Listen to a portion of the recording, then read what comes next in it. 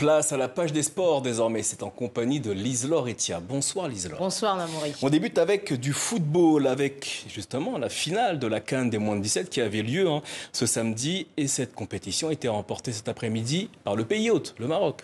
Le Maroc, les Lionceaux de l'Atlas à domicile se sont imposés au tir au but face au Mali 4-2. Premier titre continental remporté dans cette catégorie par le Maroc. Une revanche après leur finale ratée en 2023. C'était face au Sénégal. Les nouveaux champions d'Afrique disputeront en novembre prochain au Qatar, tout comme le Mali finaliste la prochaine Coupe du Monde des moins de 17 ans.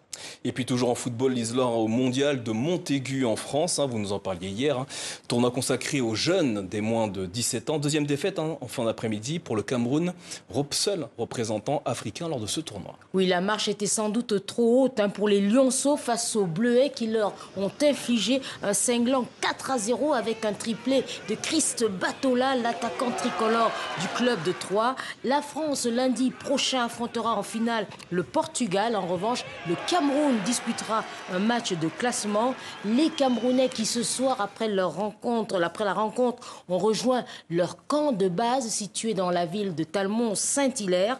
Comment se sont-ils préparés cette semaine pour les rencontres? Nous avons assisté à l'un de leurs entraînements. Pas le temps pour nos lionceaux de se lamenter sur les températures fraîches de Talmont-Saint-Hilaire. 12 degrés, soit 18 de moins qu'à Yaoundé au Cameroun, où ils avaient débuté leur préparation. Après l'échauffement, l'équipe, sous l'œil avisé du kinésithérapeute et du médecin, enregistre un blessé avant le dernier match de poule. Cette rencontre serait une opportunité que comptent bien saisir les encadrants et les joueurs. Ça fait longtemps que nous n'avons pas participé au tournoi de ce genre. Ça fait plus beaucoup d'années. Mais maintenant qu'on nous donne l'opportunité, et vous avez vu, l'état d'esprit est très bon. Ils sont très motivés. Ils ont vraiment envie. Et je crois que c'est bénéfique pour nous. Au programme, des exercices tactiques de passe et de déplacement. Sans broncher, les jeunes répètent leur gamme. Le coach donne de la voix. Jouez là-bas. 2, 3.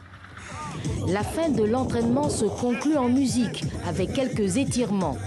En coach expérimenté, le sélectionneur veille aussi au bien-être moral de ses poulains.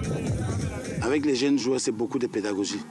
Beaucoup de pédagogie. Vous savez, sur le plan psychologique, lorsque vous dites à un enfant, tu ne peux pas, vous le bloquez. Mais une fois que vous dites, tu es le meilleur, ça l'encourage, ça lui donne envie de continuer. Donc on fait beaucoup de pédagogie, beaucoup de psychologie avec eux. Et sur le plan technique, ils en ont des qualités. Sur le plan tactique, ils en ont des qualités. Maintenant, sur le plan physique, on a travaillé et ils sont en progression. Ils sont en train de très bien se développer. Pour marquer la bonne collaboration entre entraîneurs camerounais et talmondais, les Lionceaux se sont joints aux poussins de l'équipe locale pour une photo de famille.